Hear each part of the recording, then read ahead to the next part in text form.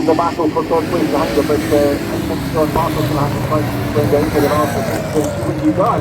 Brilliant move with the heavy Mustang there running outside. As Alistair Battery dives for the inside, and McIntyre takes the lead from Andrew Graham as they head down towards Butchers for the first time. A big gap behind them already, and it's John Marshall in third position. Then we've got Jimmy Crow and the Scimitar in fourth, ahead of Alistair Coates' MG, and then the Craig Houston Lotus behind them. Alistair Battery drifts beautifully through Clark Corner, just puts his back wheels on the curb when he exits, beautifully done.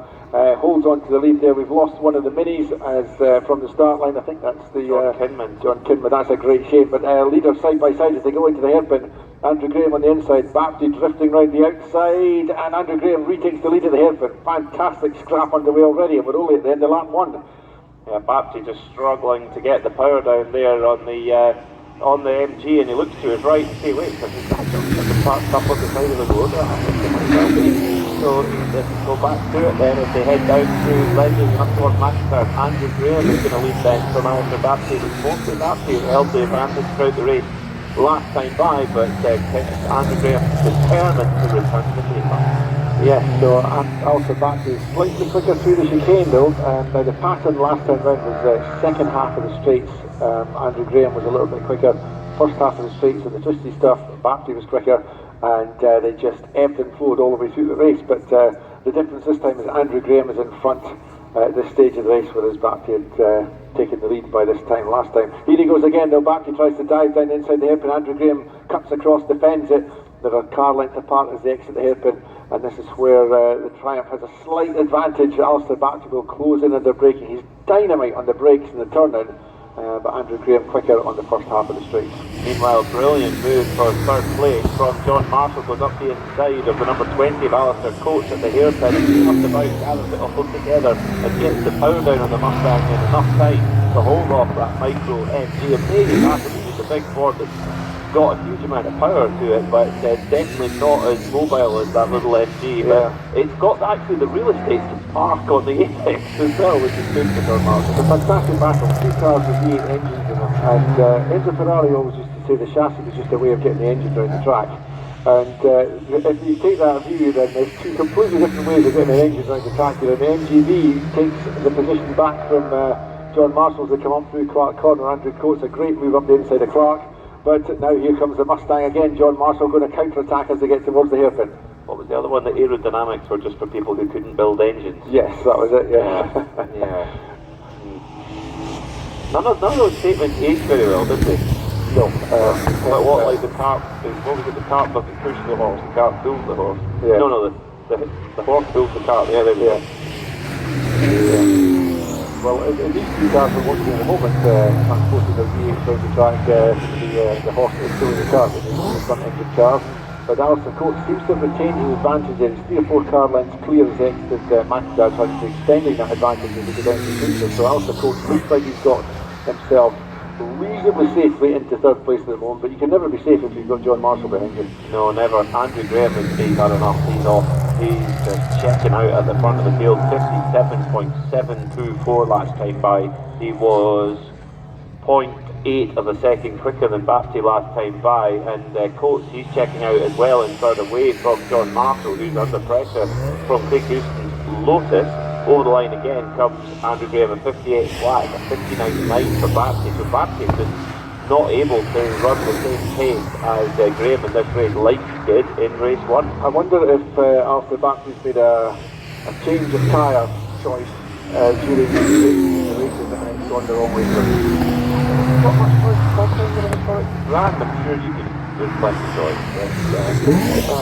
I wouldn't check the rules. I don't think you've got a lot of choice in compound, but he's maybe just, it could be just, you know, has he got more or less tread on them, or the Euro rolled the tyres. Yeah. But whatever has happened, he's lost a bit of pace, and he's lapping now in the 58.4s. In fact, his last time was the 59.9, so his car seems to have lost an edge somewhere along the line. And here comes Craig Houston with an attack on John Marshall in the corner of Clark Corner. He's got to tuck back into the slipstream with the big Mustang, but the Mustang just stretches his legs and he's way down the straight towards the hairpin. Massive speed advantage over the Lotus, but massive cornering disadvantage compared to the Lotus. The Scimitar of Jimmy Crow right in there too in 6th place. not too far behind the battle over fourth between John Marshall and Craig Houston in that beautiful blue Lotus S-Line. Yes, those three cars went three wide as they reached into the pit wall at the starting. They didn't feel like they lift off to avoid getting squeezed into the pit wall actually at one point. But they sorted themselves out without any dramas, but now chasing each other on track. So, 6.5 laps to go then. In fact, it's going to be just coming up for 6 laps, checking out at the front of the field. But remember, late on in the race, earlier on, we saw it looked like the brake pedal on the Triumph was starting to go long and was starting to really fade now. Unless they've gone in and replaced those brakes in between, this might not be that just yet. Yes, Andrew Graham at the edge at the moment. He's last lap 5. He's just gone 7/10 of a second quicker than Baptiste, but it is not done. With these types of cars, there are no guarantees at all. Yeah, so Baptiste is still charging along, but he's not producing that. So he was back in the 58 last time, 55 last time, so one little wobble, a full lap at 59, so he's back in the 58. But at the same time, last time round, almost second quicker for Andrew Graham, so Baptiste is going to have to keep it clean, drive his own race, and try and maintain the 10-second gap or more that he's got, or just 9.995 second gap he's got between himself and Alistair Coates in third place in the white MGB.